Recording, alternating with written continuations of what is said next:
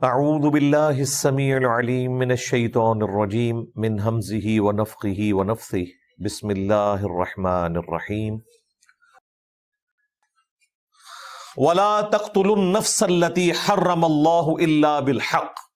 اگلی کمانڈ آ رہی ہے، اور مت قتل کرنا کسی ایسی جان کو کہ جس کی حرمت اللہ نے رکھی ہے سوائے اس کے کہ جب اس کی ضرورت پڑ جائے، سوائے حق کے. اور حق کیا ہے وہ اللہ نے سورۃ المائدہ میں بیان فرما دیا کہ دو استثناء ہیں. ان دو صورتوں کے علاوہ جو بھی قتل کرے گا وہ قتل ناحقی تصور ہوگا. نمبر 1، قتل کے بدلے قتل، قصاص کے طور پر، اور وہ بھی جوڈیشری کے تھرو ہوگا، آپ خود قانون ہاتھ میں نہیں لے سکتے. اور نمبر 2، فساد فی الارض کرنے والے لوگ، ان کا تو پھر آگے ذکر آیا سورۃ المائدہ میں ہی، آیت نمبر 33 میں، آیت محاربہ میں، کہ انہیں قتل کیا جائے گا عبرتناک طریقے سے، سولی دیا جائے گا، مخالف سمت کے ہاتھ پاؤں کاٹے جائیں گے، اور ملک بدر کیا جائے گا، ڈپینڈنگ اپون کس کس لیول کا ان کا جرم ہے. وہ قتل کے بدلے قتل والا معاملہ اور فساد فی الارض والا معاملہ، یہ دو چیزیں ایسی ہیں جن میں آپ قتل کر سکتے ہیں. لیکن اس کے سوا اگر آپ نے قتل کیا تو سورۃ المائدہ کی آیت نمبر 32 میں آیا کہ جس نے ایک جان کو بھی ناحق قتل کیا گویا اس نے پوری انسانیت کا قتل کر دیا. ایک جان، مسلمان نہیں، ایک جان. اور جس نے ایک جان کو بچایا گویا اس نے پوری انسانیت کو بچا لیا. حتیٰ کہ صحیح بخاری میں آتا ہے کہ اگر کسی مسلمان نے کسی کافر کو بھی ناحق قتل کیا جو مسلمانوں کے ملک میں رہ رہا تھا اور وہ ٹیکس پے کرتا تھا، جزیہ دیتا تھا، ذمہ تھا، یعنی اس گورنمنٹ کی ذمہ داری تھی اس کی حفاظت کرنا، اور اسے ناحق قتل کر دیا گیا، تو وہ مسلمان بھی جنت کی خوشبو نہیں پا سکتا جس نے قتل ناحق کیا، حالانکہ جنت کی خوشبو 40 سال کی مسافت سے آ رہی ہوگی. لیکن ایسا مسلمان بھی جنت کی خوشبو سے بھی محروم رہے گا. جنت میں جانا تو بڑی دور کی بات، جو کسی نان مسلم کو جو ٹیکس پے کر کے جزیہ دے کر ایک مسلمان ملک میں رہ رہا ہے اس کو وہ قتل کرتے. مسلمان کا قتل تو چھوڑ دیں، وہ تو آپ تصور بھی نہیں کر سکتے کس بڑے لیول کا جرم ہے. بخاری اور مسلم میں آیا کہ سب سے پہلے قیامت والے دن قتل کے مقدمے کا فیصلہ ہوگا.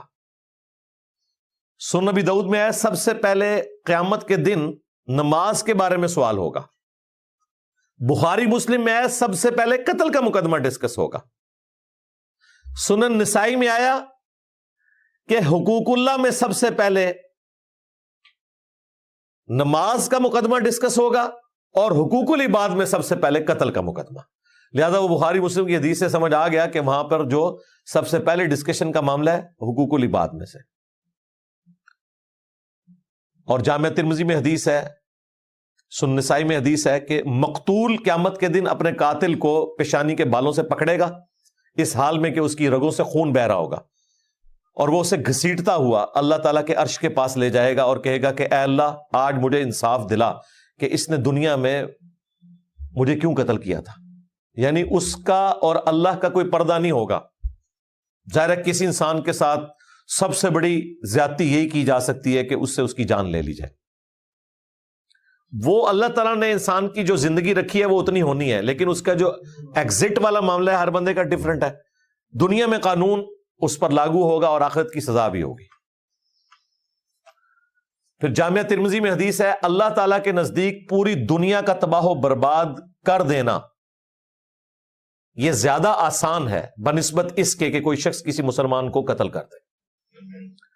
پوری دنیا میں تمام مسجدیں، تمام اللہ تعالیٰ کی حرمت کی جگہ سب شامل ہیں. ان کو تباہ و برباد کرنا چھوٹا گناہ ہے، ایک مؤمن کا قتل اس سے بڑا گناہ ہے. اسی کو سپورٹی وہ حدیث ہے جامعہ ترمذی اور سنن ابن ماجہ میں کہ ایک مؤمن کا قتل اس سے بڑا جرم ہے کہ کوئی شخص کعبے کی اینٹ سے اینٹ بجا دے، اسے تباہ و برباد کر دے. اللہ کے نزدیک وہ چھوٹا گناہ ہے، لیکن مؤمن کا قتل اس سے بڑا گناہ ہے۔ جامعہ ترمذی میں ایک حدیث ہے اور اسے سپورٹو صحیح بخاری میں حضرت عمر کا قول بھی ہے کہ اگر زمین و آسمان کی ساری مخلوقات مل کر صرف ایک مؤمن کو قتل کر دیں، اللہ تعالیٰ پوری کائنات کو جہنم میں پھینک دے گا صرف ایک مؤمن کے قتل ناحق کے بدلے میں۔ یہ نبی الاسلام کا فرمان۔ اور حضرت عمر کا قول یہ ہے کہ ان کے زمانے میں ایک گاؤں میں 5 یا 7 لوگوں نے مل کر ایک بندے کو قتل کیا۔ سیدنا عمر نے ان 7 بندوں کو قتل کروایا۔ الموطا امام مالک میں وہ پوری تفصیل ہے۔ پھر حضرت عمر نے کہا یہ پورا گاؤں بھی اگر اس مسلمان کے قتل میں شامل ہوتا، اور وہ قتل کرنے والے بھی مسلمان تھے، میں پورے گاؤں کو قتل کروا دیتا۔ یہ ڈیٹرس اس لیے ہے تاکہ اس ایشو کو ایڈریس کیا جائے۔ اگر قاتل کو پتا ہو کہ میں قتل کر کے عمر قید بھی 5 سال میں پوری کر کے باہر آ جاؤں گا اگلا بندہ بھڑکانے کے لیے، جس طرح ہمارے ملک میں ہوتا ہے، تو قتل کرنے پہ لوگ شیر ہی ہوں گے نا۔ اور اگر قاتل کو پتا ہے کہ میں نے بچنا نہیں ہے، کوئی شخص سوچے گا بھی نہیں کسی کو ناحق قتل کرنے کا۔ یہاں پہ تو انسانی جان کی حرمت اتنی سستی ہو چکی ہے کہ لوگ لسانی بنیادوں پر، پولیٹیکل اختلاف کے اوپر، چھوٹے سے جھگڑے کے اوپر، بجلی کے بلوں کے اوپر بھائی بھائی کو قتل کر رہے ہیں۔ اب یہ کوئی چیز ہے جس کے اوپر کسی کی جان لے لی جائے؟ اللہ تعالیٰ کے نزدیک اتنا بڑا جرم کہ سنن ابی داؤد میں حدیث ہے کہ 2 گناہ ایسے ہیں جو اللہ نے قیامت والے دن بھی معاف نہیں کرنے۔ نمبر 1 شرک، نمبر 2 قتل ناحق۔ شرک کا تو قرآن میں ذکر ہے، ان اللہ لا یغفر ان یشرک بہ ویغفر ما دون ذلک لمن یشاء۔ اللہ شرک کو کبھی معاف نہیں کرے گا، اس کے سوا جتنے گناہ ہیں جس کے لیے چاہے گا نہ معاف کر دے گا، جس کے لیے نہیں چاہے گا نہیں معاف کرے گا۔ اس میں بھی اشارہ موجود ہے کہ کوئی ایسا گناہ بھی ہو سکتا ہے شرک کے سوا جس کے اوپر گرفت ہو، اور وہ ہے قتل ناحق۔ اور اس کی جڑ قرآن میں ہے، سورۃ النساء میں آیا کہ جس نے کسی مؤمن کو ناحق قتل کیا وہ ہمیشہ کے لیے جہنم میں جائے گا۔ اگر کوئی سمجھے کہ یہ ابو داؤد کی حدیث قرآن کے خلاف ہے کہ قرآن میں صرف شرک کا ذکر ہے کہ وہ معاف نہیں ہوگا، اس کے سوا ہر گناہ معاف ہو جائے گا، اور ابو داؤد میں شرک کے ساتھ قتل ناحق کا ذکر آیا، تو سر سورۃ النساء میں قتل ناحق کا الگ سے ذکر ہے، اسی سورۃ النساء میں جس میں ان اللہ لا یغفر ان یشرک بہ والی آیت آئی ہے، اسی سورہ النساء میں آیا کہ جس نے کسی مؤمن کو ناحق قتل کیا وہ بھی ہمیشہ کے لیے جہنم میں ہے۔ اس طریقے سے ہی حرمت جان رکھی جا سکتی تھی۔ آپ وہ بخاری مسلم کا خطبہ دیکھیں نا، نبی الاسلام نے جو منا کے میدان میں دیا ہے، ایک تو یوم عرفہ کے دن دیا ہے نا، ایک آپ نے منا کے میدان میں 10 ذو الحجہ کو عید والے دن دیا ہے، قربانی والی جگہ پر منا۔ وہاں آپ علیہ السلام نے پوچھا کہ بتاؤ آج کون سا دن ہے؟ صحابہ نے کہا اللہ اور اس کا رسول بہتر جانتے ہیں۔ حدیث کافی لمبی ہے، سٹارٹ میں آیا کہ زمانہ گھوم گھما کے اسی جگہ پر واپس آ گئے جس پہ اللہ نے پیدا کیا تھا کہ سال میں 12 مہینے ہیں، 4 حرمت والے ہیں، 3 کنزیکٹیو ہیں، ذی قعدہ، ذو الحجہ، محرم، اور چوتھا رجب کا مہینہ۔ یعنی وہ مہینے آگے پیچھے کر دیتے تھے نا، سورہ توبہ میں آتا ہے جب جنگ لڑنی ہوتی تھی تو کہتے تھے اس دفعہ محرم کا مہینہ جو ہے نا وہ رمضان کی جگہ پہ چلا گیا، اور پھر وہ کتا حلال کر لیتے تھے۔ مشرکین عرب میں بھی یہ حرمت والے مہینے تھے، نسل در نسل ابراہیمی ہونے کی وجہ سے۔ تو وہ اتنی دفعہ انہوں نے مہینے چینج کیے کہ جس سال نبی الاسلام نے حج کیا تو آپ نے فرمایا کہ زمانہ گھوم گھما کے واپس اتنی دفعہ آئٹریشن پرفارم ہوئی ہے کہ اس دفعہ یہ جو آج 10 ذو الحجہ کا دن آیا نا، یہ ایگزیکٹلی واقعی ذو الحجہ کا ہی مہینہ ہے۔ اب یہ کیلنڈر سیدھا ہو گیا۔ پھر آپ علیہ السلام نے فرمایا کہ آج کون سا دن ہے؟ سب نے کہا اللہ اس کا رسول بہتر جانتے ہیں۔ یہ شہر کون سا ہے؟ صحابہ نے کہا اللہ اور اس کا رسول بہتر جانتے ہیں۔ یہ مہینہ کون سا ہے؟ صحابہ کرام نے کہا اللہ اور اس کا رسول بہتر جانتے ہیں۔ اور صحابہ کرام کہتے ہیں ہمیں پتا تھا، ہم جان بوجھ کے نہیں بول رہے تھے، ہمیں یہ خدشہ تھا کہ نبی علیہ السلام شاید اس شہر کا نام تبدیل کر دیں، مہینے کا نام، دن کا نام بدل دیں، اس لیے ہم کہہ رہے تھے اللہ اور اس کا رسول بہتر جانتے ہیں۔